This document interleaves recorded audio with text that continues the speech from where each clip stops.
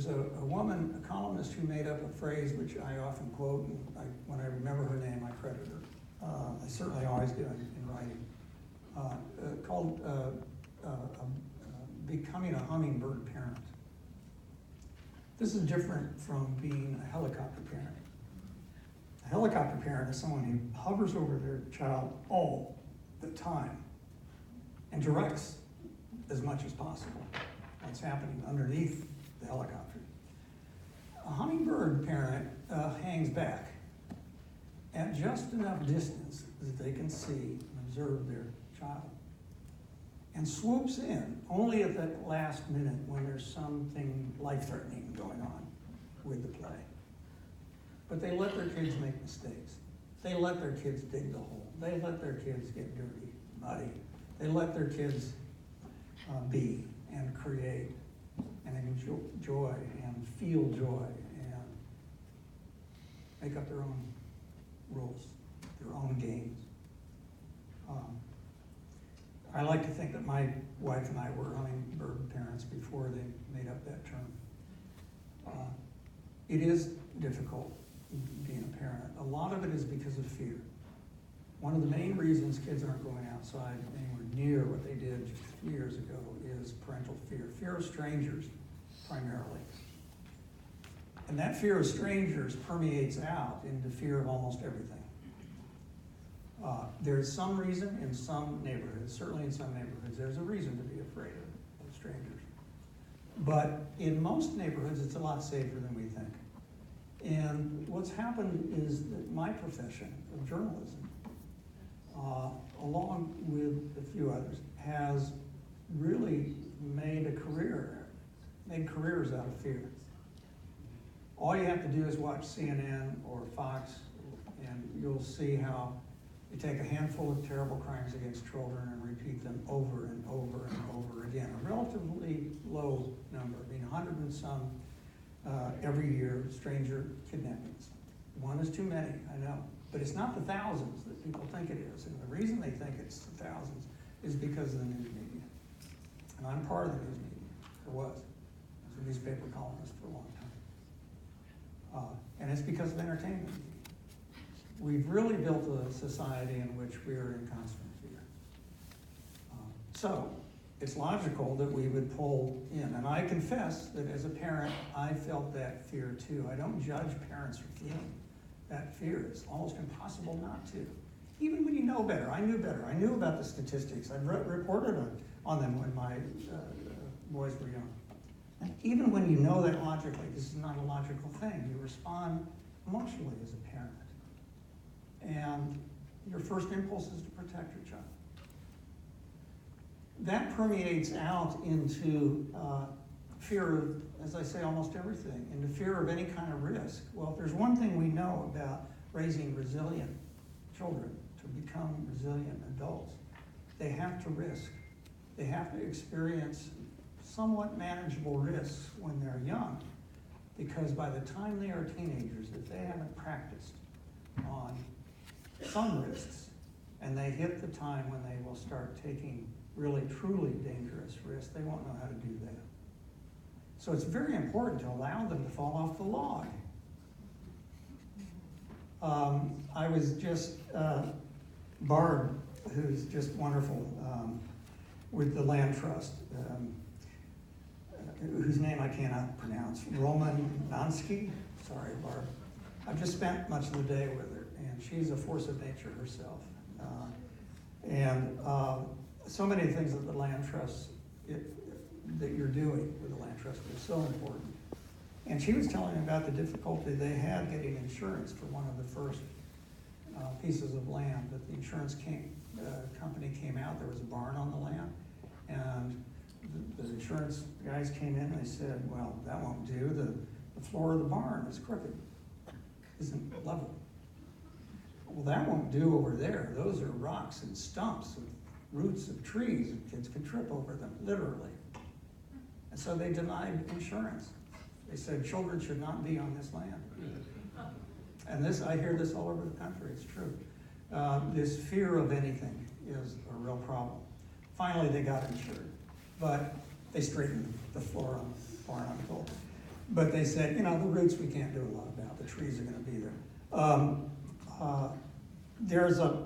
I think we need to begin to deal with risk in a different way. First, to begin to think in terms of comparative risk. We have a justice system that considers all risk to be the same. It doesn't consider that some risk is actually helpful risk, that kids and adults need to take some risk in their lives. Because of the jury system, the impulse always is to reject anything that seems risky at all. We hope that's beginning to change. In England and Scotland, that began to change some time ago. There was a pond in one of the towns in England, and the kids the families for decades, probably a couple centuries, the kids and the families had used that pond for recreation, to go down and fish or sit by it, listen to the birds, and watch the water. And then complaints started coming in that it was dangerous, that kids might drown. So they put a fence around it. And one day a kid got through the fence and almost drowned, never having learned how to swim, because everybody's afraid of the water. And so it went to court, and the judge threw it out. And he said, we have to begin to realize all the good things that come to people's health because of that pond's existence. It's not just about that one incident. It's about generations of families that have raised their kids at the edge of the pond and have gained health benefits, psychological benefits, and all the things that now the research proves.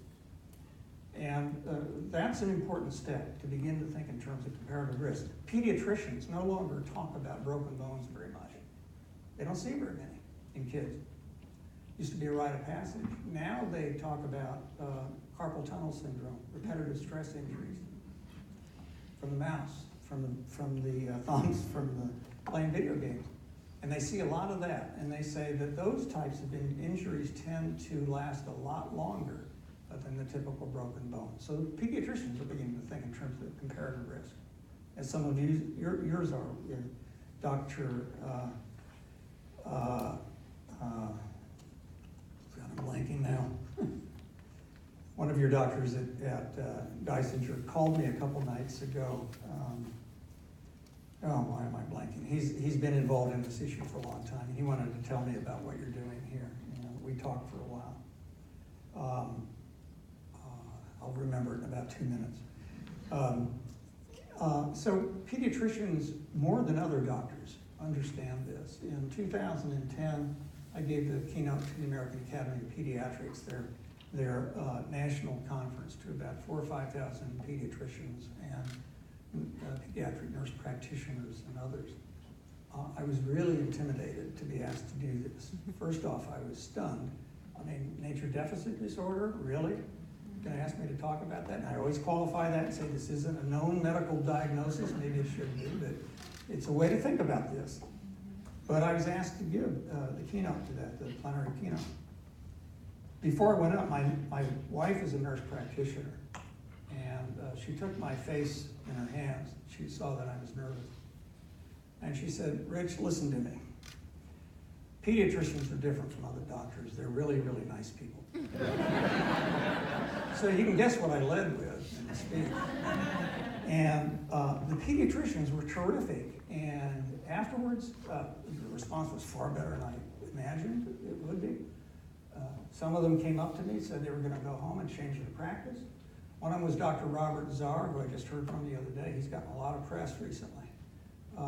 He went home to Washington, D.C. and organized all the pediatricians to begin to literally prescribe. They actually used the word prescription. Literally prescribe nature from their offices in Washington, D.C. But he took the next step, and he and the other pediatricians created a database of all of the open spaces and parks in Washington, D.C. So not only could they hand the family a prescription, they could turn to the computer and say, there's a park a block and a half from your house, and here's what they can do for you. In Portland, they did a pilot project, I need to check on how it turned out. They did a pilot project where they organized the pediatricians in Portland to work with the urban park district the pediatricians began to prescribe nature. And then let the park district know who had received that prescription with the patient's permission. And when they got home, the park district would call the patients and say, come to the park on Saturday, here's what we can do for you.